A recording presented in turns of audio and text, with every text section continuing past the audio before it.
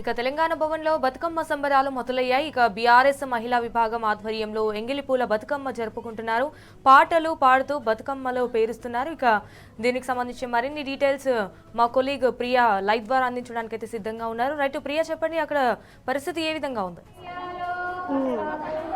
Yes, Bathukamma Bathukamma Bathukamma ఉయ్యాలో, బంగారు బతుకమ్మ ఉయ్యాలో, బతుకమ్మ బతుకమ్మ ఉయ్యాలో, బంగారు బతుకమ్మ ఉయ్యాలో, ఎండి ప్లేట్లో నా ఉయ్యాలో, బంతుల బతుకమ్మ ఉయ్యాలో. వావ్! తెలంగాణ భవన్లో జోర్దార్గా సద్దుల ఎంగిలిపూల బతుకమ్మ నడుస్తుంది. ఇక్కడ అందరూ కూడా మహిళా నేతలు, బీఆర్ఎస్ మహిళా నేతలు, కార్యకర్తలు, అసలు తెలంగాణ భవన్లోనే అసలు బతుకమ్మ ఇక్కడ నుంచే షురూ అయిందన్నట్టు కనిపిస్తుంది. ఇక్కడ ఉండే అందరితోని కూడా మనం మాట ముచ్చడి చేసి ఇవాళ ఎంగిలిపూల బతుకమ్మ ఎట్లా నడుస్తుంది అనేది మనం మరుచుకుందాం. ముందుగాల మన ఎంబడి ఎక్స్ మినిస్టర్ సత్యవతి రాతోడక్కున్నారు. అమ్మ నమస్తే. నమస్తే. నమస్తే రా. ముందుగాల ఎంగిలిపూల బతుకమ్మ శుభాకాంక్షలు. మీకు మీ ద్వారా టీ న్యూస్ ద్వారా రాష్ట్రంలోని మహిళా సోదరిమణులందరికీ ఎంగిలిపూల బతుకమ్మ శుభాకాంక్షలు. ఇక 9 వద్దులు బతుకమ్మ పండుగ మస్తుగా నడుస్తుంది. 9 వద్దులు ఎట్లుంటది అంటారు? జోర్జార్గా ఉంటుంది. ధూమ్ధామ్ జోర్జార్. తెలంగాణ ఉద్యమంలో వచ్చిన ఆ స్ఫూర్తి, ఆ ఊపు, ఆ ఉత్సాహం మళ్ళీ తిరిగి ఇప్పుడు రాబోతుంది. ఈ రోజు నుంచే మొదలైంది.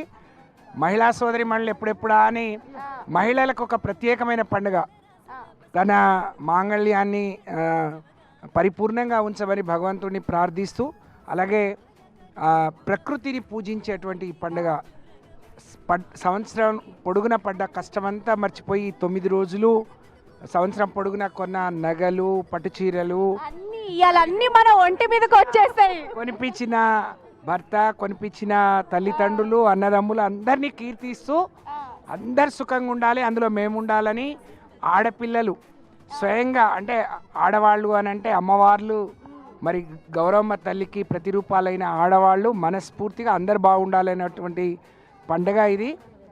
ఉన్నంతలో తిన్నా తినకున్నా అందరికి పెట్టాలి, అందరిలో సంతోషంగా ఉండాలని మరి భావించేటువంటి పండుగ.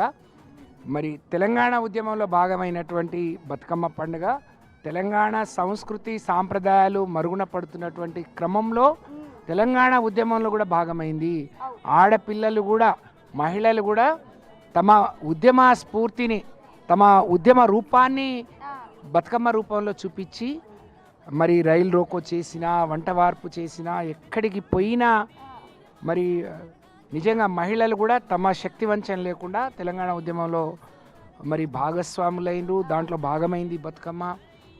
కేసీఆర్ గారి పుణ్యాన అని మరి తెలంగాణ ప్రభుత్వం వచ్చిన తర్వాత అధికారికంగా దీన్ని ప్రకటిస్తూ ఆడపిల్లలందరికీ చీరె సార కానుగ్గా ఇస్తూ బ్రహ్మాండంగా మన కేసీఆర్ సార్ చూసుకుంటే మంచిగా అందరికీ చీరలు, నేను మేనమామ లెక్క అందరికి ఇంటింట చీరలు పంచిస్తూ ఉండే.